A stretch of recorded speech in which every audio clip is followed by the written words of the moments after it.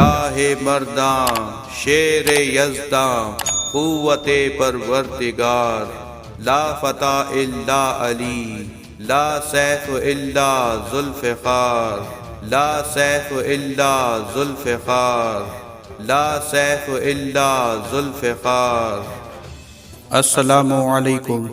ہم امید کرتے ہیں کہ آپ خیریت سے ہوں گے۔ جب آپ صلی اللہ علیہ وآلہ وسلم نے مدینے کی طرف ہجرت کی تو آپ صلی اللہ علیہ وآلہ وسلم اللہ کے دین کو پورے عرب میں پھیلانے لگے، اور اللہ کے کرم سے دن بدن رسول اللہ صلی اللہ علیہ وآلہ وسلم کا اخلاق دیکھ کر لوگ مسلمان ہونے لگے۔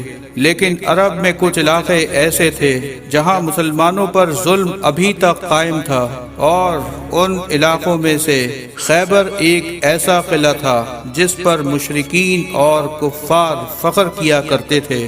اس لیے اللہ کے رسول صلی اللہ علیہ وآلہ وسلم نے خیبر والوں کی اصلاح کرنے کے لیے مدینے والوں کو کہا کہ چلو مل کے خیبر والوں کی اصلاح کرتے ہیں۔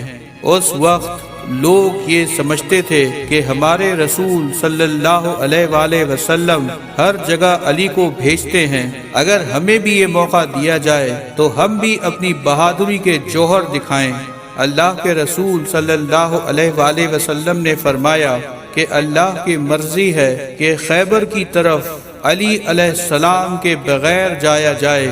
لوگ حیران ہونے لگے کہ خیبر کا اتنا بڑا قلعہ اور وہاں مرہب جو ہزاروں لوگوں سے ایک وقت میں لڑتا ہے، وہاں علی کے بغیر کیسے جائیں؟ اللہ کے رسول صلی اللہ علیہ وآلہ وسلم نے فرمایا، ہر وہ شخص جو اپنے آپ کو بہادر سمجھتا ہے وہ آئے اور یہ سوچ لے کہ کسی کو مال غنیمت نہیں ملے گا۔ اس کے بعد اللہ کے رسول صلی اللہ علیہ وآلہ وسلم 1565 اصحاب کے ساتھ خیبر کی طرف روانہ ہو گئے، جس میں 200 سوار اور باقی پیدل تھے۔ خیبر مدینے سے 171 کلومیٹر دور شمال میں واقع ہے۔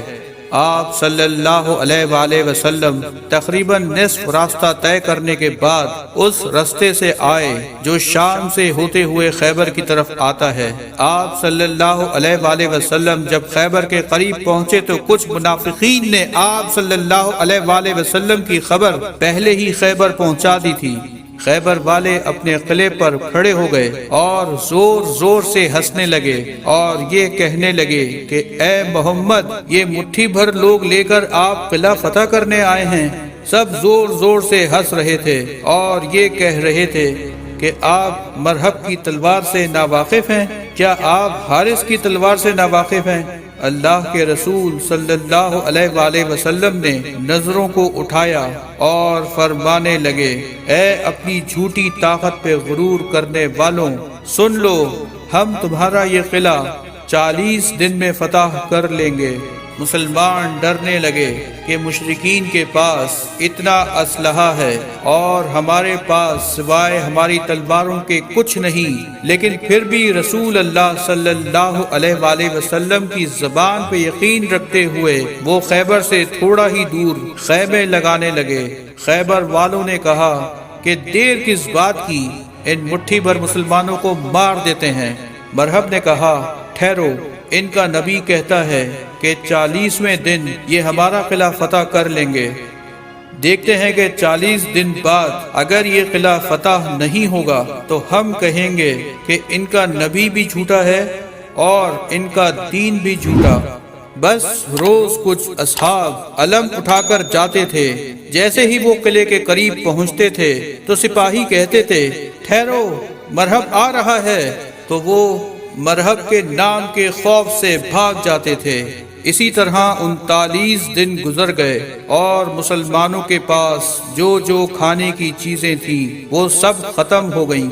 اللہ کے رسول صلی اللہ علیہ وآلہ وسلم نے فرمایا، کل 40واں دن ہے اور کل میں اپنا علم اس کو دوں گا جو کرار ہوگا، غیر فرار ہوگا، اور اس کے ہاتھوں میں اللہ کی طاقت ہوگی اور وہ قلعہ فتح کرے گا اور مرہب کو 2 ٹکڑوں میں تقسیم کر دے گا۔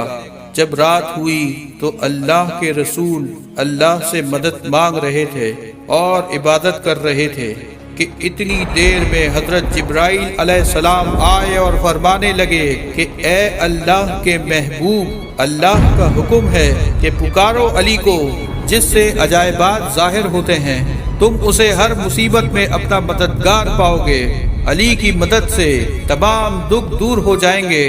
پھر اللہ کے رسول صلی اللہ علیہ وآلہ وسلم نماز فجر کے بعد اصحاب سے کہنے لگے، علی کہاں ہے؟ اصحاب نے کہا، یا رسول اللہ صلی اللہ علیہ وآلہ وسلم، ان کی آنکھوں میں درد ہے اور وہ مدینے میں ہیں۔ اللہ کے محبوب نے کہا، مجھے اللہ کی طرف سے یہ خبر ملی ہے کہ ان قریب علی ہمارے ساتھ ہوں گے۔ پھر علی کا نام سننا تھا کہ اصحاب بہکنے لگے اور ان کے چہروں سے خوشی عیاں ہونے لگی۔ اتنی دیر میں امام علی علیہ السلام رسول خدا کی خدمت میں حاضر ہو گئے اور فرمانے لگے، اے میرے مولا، آپ کا کیا حکم ہے اپنے اس غلام کے لیے؟ رسول خدا نے جب حضرت علی علیہ السلام کو دیکھا تو ان کی آنکھوں میں شدید درد ہو رہا تھا۔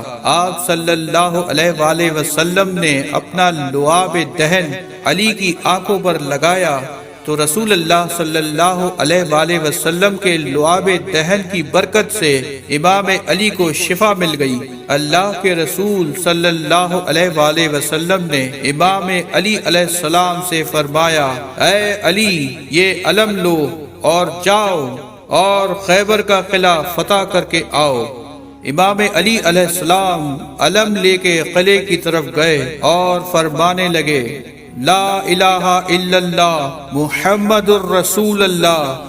مشرک پھر قلعے سے کھڑے ہو کر کہنے لگے کہ اے نوجوان، کیوں اپنی موت کو بلاتا ہے؟ جا، چلا جا۔ اتنی دیر میں امام علی علیہ السلام نے وہ لکڑی کا علم پتھر میں گاڑ دیا۔ مرحب، حارث سب حیرت زدہ رہ گئے کہ یہ لکڑی کا علم پتھر میں کیسے گڑ گیا۔ تو خیبر کے نجومی نے کہا، اس میں حیرت کی کون سی بات ہے؟ ہم آسمان میں دیکھ رہے ہیں کہ 7000 سال بعد جب ولاد اور وصف کے تارے ایک ساتھ کھڑے ہوتے ہیں تو زمین کے پتھر موم بن جاتے ہیں۔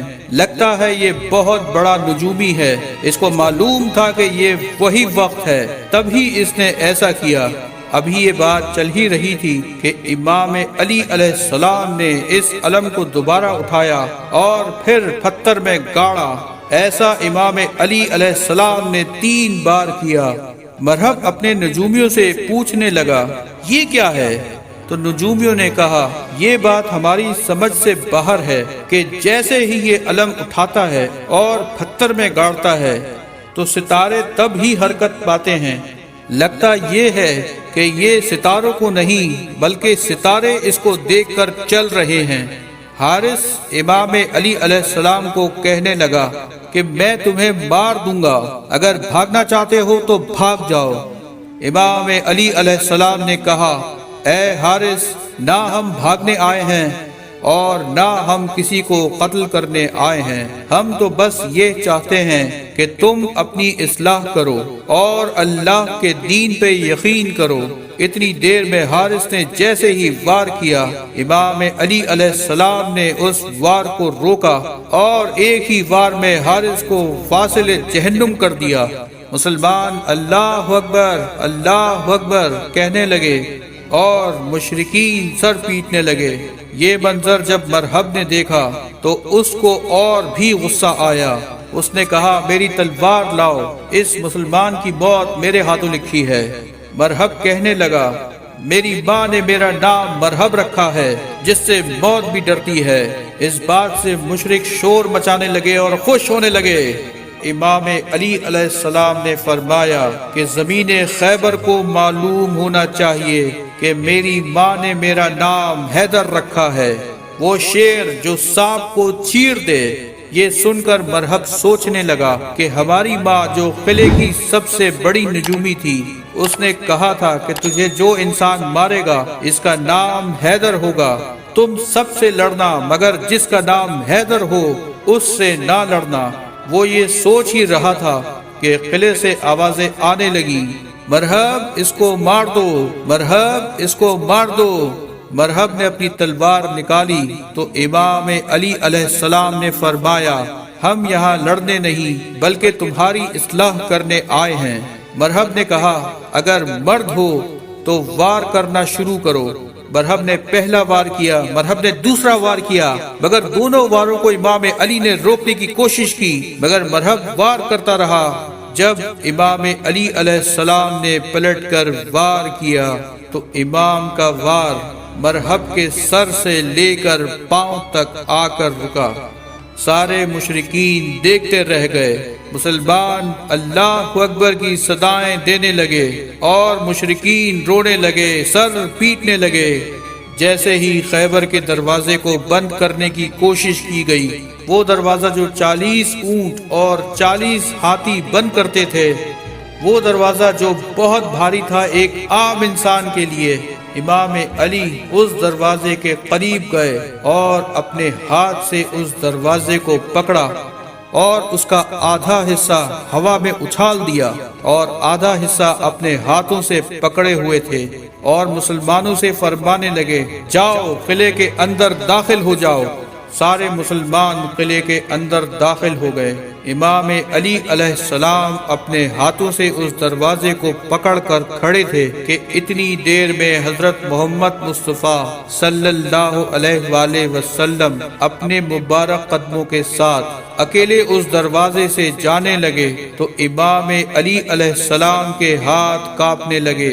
اصحاب نے پوچھا یا علی، ہم سینکڑوں لوگ دروازے کے اوپر سے جا رہے تھے، آپ کے ہاتھ نہیں کانپے؟ ایک اللہ کا رسول جب دروازے کے اوپر سے گزرا تو آپ کے ہاتھ کانپنے لگے، ایسا کیوں ہے؟ تو امام علی علیہ السلام نے فرمایا کہ امامت کے وزن سے نبوت کا وزن بھاری ہوتا ہے، اور اس طرح جنگ خیبر بھی مسلمانوں نے فتح کر لی، اور اس فتح کا سہرا بھی حضرت علی ابن ابی طالب کے حصے میں آیا۔